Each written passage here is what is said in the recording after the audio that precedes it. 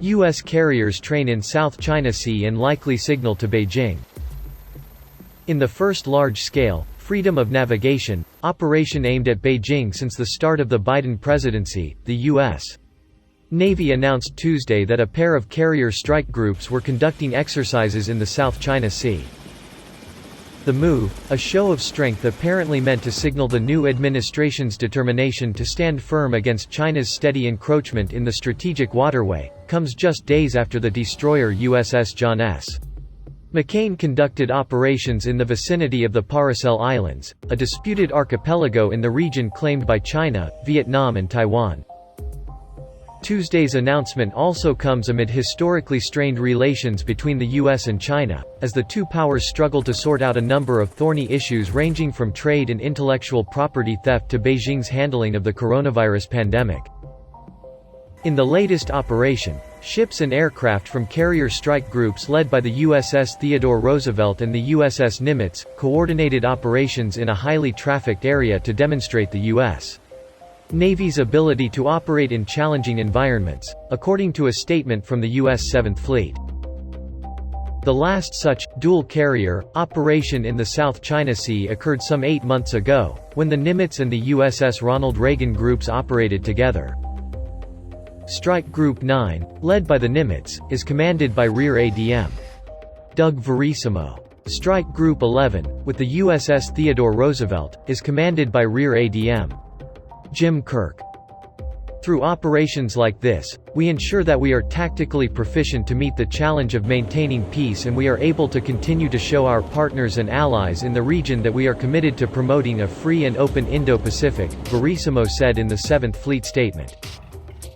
In recent years, the South China Sea has become a hotbed of Cold War-style showdowns between Washington and Beijing. China, with its growing and increasingly assertive navy, has sought to dominate the strategically important and petroleum-rich waterway, seeing it as a vital arena for projecting power.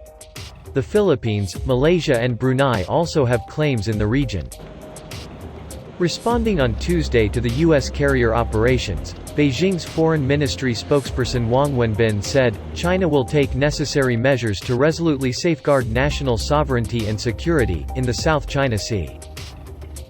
Despite protests from its maritime neighbors and a 2016 international ruling rejecting its claims, Beijing asserts sovereignty over 90% of the South China Sea, through which trillions in trade flows each year. It has pressed ahead to unilaterally occupy key islands and reefs. In the Paracels, for example, it has built infrastructure that could be used for military purposes. The U.S. has responded to China's muscle flexing with a series of freedom of navigation operations, conducted by U.S. ships and planes aimed at reinforcing internationally recognized boundaries and challenging Beijing's maritime claims. We are committed to ensuring the lawful use of the sea that all nations enjoy under international law, Kirk, the commander of the Theodore Roosevelt Strike Group, said in Tuesday's statement. Meanwhile, France said one of its submarines had just completed a similar deployment to the region. French Defense Minister Florence Parly tweeted Monday that the nuclear attack submarine Emeraude and naval support ship Seine had been in the area since September to affirm that international law is the only rule that is valid, whatever the sea where we sail. This extraordinary patrol just completed its passage in the South China Sea, Parly wrote. This is striking proof of the capacity of our French Navy to deploy far away and for a long time, together with our Australian, American and Japanese strategic partners.